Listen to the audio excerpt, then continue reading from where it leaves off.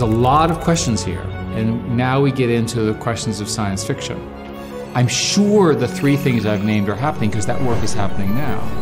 But at some point, these systems will get powerful enough that you'll be able to take the agents and they'll start to work together. Bonjour à tous, bienvenue. Aujourd'hui, j'aimerais vous présenter une compétence clé qui va être très capitale pour le futur. Le futur parce que justement, le futur s'annonce avec des intelligences artificielles qui vont prendre le pas sur quasiment tous les pans de la société.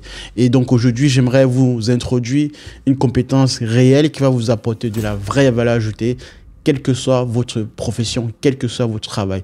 Si cela vous intéresse, suivez cette vidéo jusqu'au bout et abonnez-vous tout de suite à la chaîne. Sur ce, commençons tout de suite le sujet de la vidéo. Comme je le disais en entrée, dans un monde de plus en plus complexe et interconnecté, un monde dans lequel les relations, les données et les systèmes interagissent en temps réel, une compétence méconnue émerge comme essentielle. La théorie des graphes. Vous l'avez bien compris, la théorie des graphes. Je vais définir de quoi il s'agit, bien évidemment. Mais sachez que, quelle que soit votre profession, étudiant, entrepreneur, peu importe votre profession, utiliser et savoir comment étudier les graphes est un avantage compétitif et ça va l'être de plus en plus. Et je vais vous dire en quoi, surtout, l'intelligence artificielle, quand bien même l'IA serait à un stade quand même avancé, ne pourra quand même pas arriver à challenger avec quelqu'un qui aura appris cette compétence-là au sein de son métier. C'est surtout le point capital, donc la raison pour laquelle il faudra rester compétitif et ne pas se faire dépasser par l'IA. AI. Commençons donc par définir exactement qu'est-ce que c'est la théorie des graphes. Je pense que peut-être c'est entendu, mais pour les autres, je vais clarifier. Globalement, donc, la théorie des graphes, c'est la science qui modélise les relations complexes à travers des nœuds. Vous avez des nœuds qui sont reliés à partir donc des arcs ou des arêtes. Et ces arêtes-là, en fait, symbolisent les connexions entre les nœuds.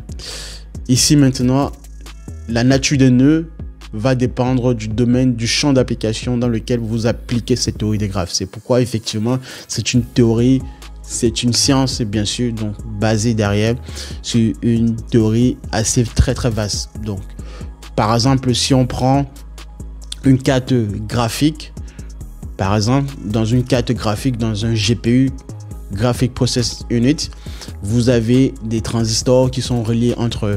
On pourrait prendre comme exemple ici les nœuds, les transistors et les liens entre les nœuds, les connexions justement entre ces transistors pour pouvoir envoyer du signal d'un transistor à un autre. Un exemple donné. Vous pouvez prendre une carte géographique d'une ville à une autre ville.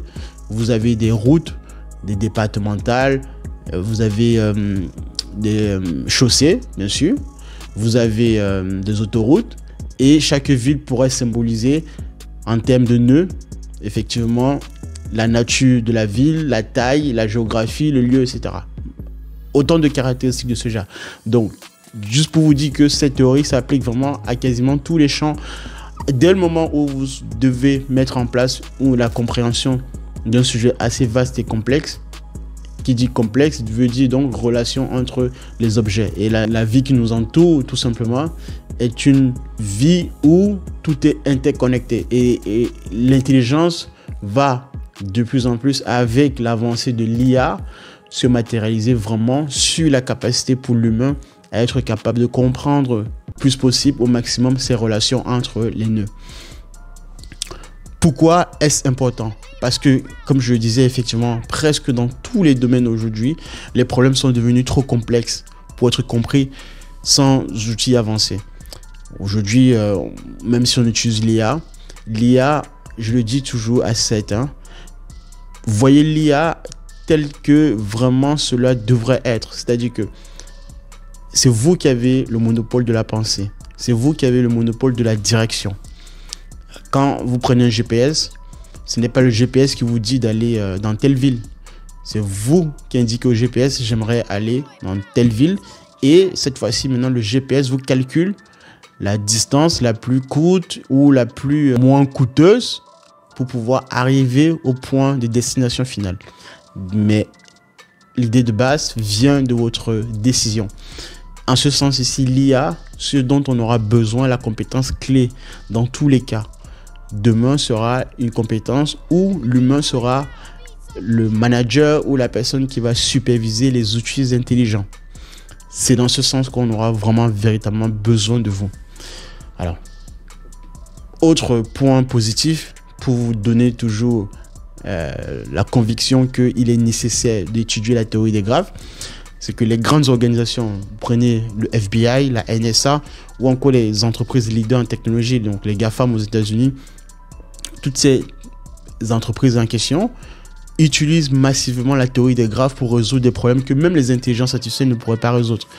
Vous prenez par exemple les réseaux criminels, le FBI, on le sait déjà, certains ont peut-être vu d'autres documentaires là-dessus, mais le FBI, quand il faut débusquer une grande organisation mafieuse ou une grande organisation criminelle, on fait appel, pas forcément aux mathématiciens, mais en tout cas à quelqu'un qui a compris l'aspect de compréhension de la théorie des graphes. Même si la théorie des graphes, il y a un champ poussé côté mathématique, mais également en biologie.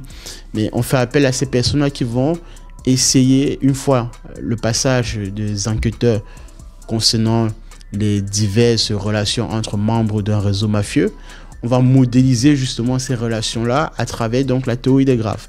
Les nœuds vont être les personnes qui se trouvent à l'intérieur de l'organisation, et dès qu'une nouvelle personne sera découverte, on va rajouter un nouveau nœud dans le réseau et on va tisser donc de plus en plus des liens entre ces diverses personnes-là, liens de parenté, est-ce que c'est un frère, sœur par rapport à un autre, etc.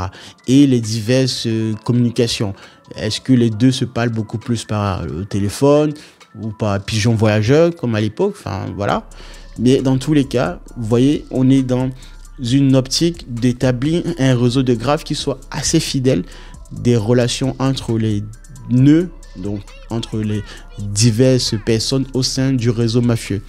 Et là, c'est une étape d'analyse très profonde parce que cette étape d'analyse va permettre au manager ou à la personne décisionnaire de tirer des conclusions logiques mathématiques qui maintenant pourront, ces conclusions, être implémentées dans un logiciel, dans une IA, où l'IA va simplement maintenant permettre d'apporter le calcul, la logique combinatoire pour aller plus vite dans la conclusion. Simplement maintenant, mais établir le bon raisonnement, la bonne analyse, ça c'est de votre fait. C'est l'humain, c'est là où on aura besoin de l'humain. Voilà.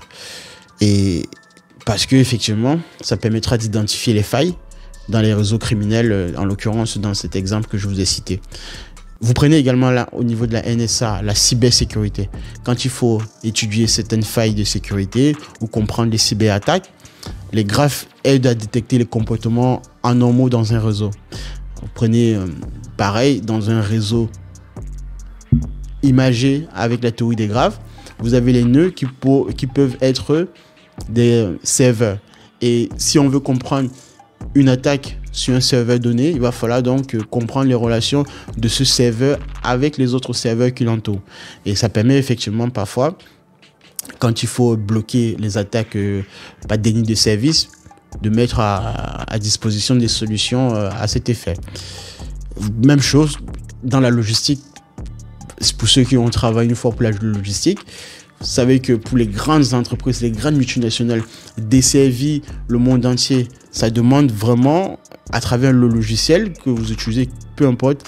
Alors, un des logiciels quasiment très célèbres, bon, je ne fais pas de pub, hein, mais WMS, Manhattan Management, vous avez des logiciels de ce genre qui sont capables de trouver les itinéraires les plus adéquats à l'instant donné pour pouvoir livrer telle marchandise, tel produit en fonction de votre configuration, de votre ville où vous êtes, du lieu où se trouvent vos clients.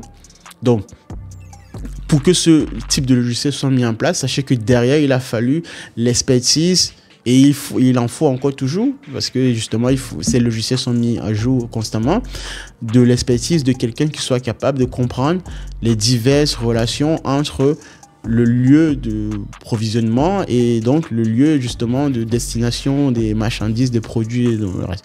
Vous prenez le transport maritime, le transport aérien.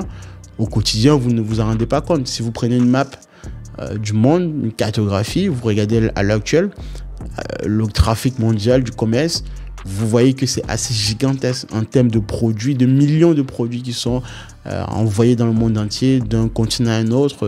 Voilà. Et ça, c'est donc justement la relation. Quand on parle du fait que la Chine est le premier fabricant au monde entier, c'est parce que justement, vous prenez donc la Chine comme un nœud et vous reliez la Chine à quasiment tous les pays où la Chine essaye de vendre ses produits. Vous tissez pour chaque produit sortant de Chine, vous imaginez que c'est une relation dans le réseau. Vous voyez l'exponentiation. Donc, pour que cela puisse véritablement être exploité, l'IA va jouer le rôle d'après, donc le rôle d'exécutant. Mais le rôle de base, de pensée, de structuration, de vision de l'avenir, ça relève de la compétence humaine. Et c'est surtout sur cette partie que j'insiste, sur laquelle j'aimerais vous amener et vous faire comprendre l'importance clé d'en apprendre cette théorie-là. Donc, l'IA, l'intelligence artificielle dans tout ça, donc effectivement, c'est un accélérateur. Les algorithmes d'IA permettent de traiter des millions de nœuds. Donc, dans le traitement, cette fois-ci, on va exécuter les nœuds d'un nœud à un autre. On va donc visualiser un arc ou une arête et comprendre justement la nature de cette arête-là. Donc, si c'est un produit qui est vendu de la Chine aux États-Unis ou vice-versa, des États-Unis vers la Chine, etc. Mais la décision finale reste toujours entre les mains de l'humain. Encore pour l'instant, parce que selon moi, je pense qu'il va se passer un deuxième mouvement. Mais ça relève encore d'une période assez très très longue. C'est-à-dire que pour un moment, ce qui est en train de se passer, c'est que on est pour l'instant au stade des agents virtuels. C'est-à-dire que vous avez les IA génératifs qui pilulent là actuellement depuis longtemps. Une fois ce stade passé, on va passer maintenant à la conception, ce qui est en train de se passer derrière, mais à l'établissement réel des agents intelligents. Les agents intelligents, véritablement, pour le coup, qui seront capables de prendre tout un ensemble de tâches, votre travail en particulier, l'ensemble de vos tâches, et l'exécuter comme un humain. Et après, maintenant, on passera à une autre étape où on aura d'autres agents intelligents qui vont superviser d'autres agents. Bon, cela encore très très loin, mais ça va arriver parce que ça a été démontré, hein, bien sûr. C'est tout simplement une conclusion logique du fait que nous progressons de plus en plus vers le point de singularité. Donc, le point de singularité, c'est le point à partir duquel on va considérer que l'IA aura atteint le niveau de connaissance intellectuelle de l'humain. Je vous laisse à vos conclusions. Pour moi, ça reste toujours à débattre quant à savoir qu'est-ce que l'intelligence. Parce que n'oublions pas, nous sommes toujours dans le fait que l'intelligence artificielle est comparée à l'intelligence humaine, je pense selon moi, sur un plan réducteur. Mais dans cet aspect de substitution et d'asymptote, parce qu'effectivement, du fait qu'on dira au point de singularité que en termes d'intelligence, l'IA et l'humain sont égaux, ça reste sujet à débattre. Et par la suite maintenant, l'IA générale va être vraiment l'IA, la super intelligence, où l'IA aura surpassé l'humain quasiment sur tous les problèmes. Bref, on verra ce sujet, je creuserai ce sujet pour une prochaine fois. Donc, pour faire très court et terminer là-dessus, l'IA plus la théorie des graphes vous permettra justement d'avoir une puissance augmentée. C'est comme, prenons par exemple les algorithmes en cryptographie. Vous pouvez, dans certains cas, avoir toute la puissance de calcul nécessaire, NSA, FBI, tout ce que vous voulez, des data centers. Vous pouvez avoir, dans certains cas, la puissance de calcul nécessaire. Mais, si vous n'avez pas le protocole cryptographique, vous ne pourrez jamais casser le code. Méditez là-dessus. Ce que je viens de vous dire est fondamental. C'est-à-dire que c'est là où on mesure effectivement l'intelligence. Si je vous donne une procédure, d'accord? Donc une procédure, donc un protocole cryptographique. Voilà, donc une suite d'instructions qui dit comment le protocole s'exécute de A à Z. généralement, les thèmes les plus utilisés, le transfert d'un message qui doit être protégé, sécurisé. Alice, voilà, émettrice, envoie un message à Bob, qui est récepteur. L'idée, justement, de la cryptographie, c'est de faire en sorte que le message soit sécurisé et que Alice ait su que c'est bel et bien Bob qui a bien reçu le message en question et vice-versa. Et Bob, lui, il est convaincu également que c'est bien Alice en question qui lui a envoyé le message. Voilà. Dans ce process-là, si le protocole c'est ce qu'on appelle justement des protocoles très, très sécurisés, ésotériques d'ailleurs, en cryptographie, où même la puissance des calculs nécessaires d'une grande organisation ne pourrait pas être suffisante pour pouvoir casser ce code-là. Pourquoi? Parce que il ne s'agit pas simplement d'avoir la puissance des calculs, il faut aussi avoir l'intelligence, pour le coup, humaine, qui est encore valable et qui restera pour moi encore, en tout cas, tant que l'humain sera sur cette terre, si d'ailleurs anthropologiquement on n'est pas modifié. Voilà encore d'autres questions qui viendront par la suite avec les puces neuro qui viendront. Mais pour entrons dans un aspect purement fondamental de ce qu'est l'humain, l'être humain, par toute sa capacité dans son champ intellectuel, dans tous les sens du terme, des sens, voilà. Pas que peut-être nos 5 sens, mais de l'humain en soi, la puissance de calcul à elle seule ne suffit pas toujours. D'où pourquoi certains protocoles sont encore aujourd'hui très très imbattables là-dessus. Et la théorie des graphes ici est nécessaire dans sa compréhension parce que dans certains cas, là où l'IA excelle à tous les coups, où l'IA dépasse l'humain, c'est parce que le champ en général d'application est un champ prévu. Quasiment, il n'y a plus de surprise, entre guillemets. Il n'y a plus d'éléments nouveaux qui pourraient venir changer le cours des choses. Mais si on est dans des résultats, dans effectivement la vie, dans les phénomènes tels qu'au quotidien on vit les choses, vous pouvez prendre en fait l'humanité comme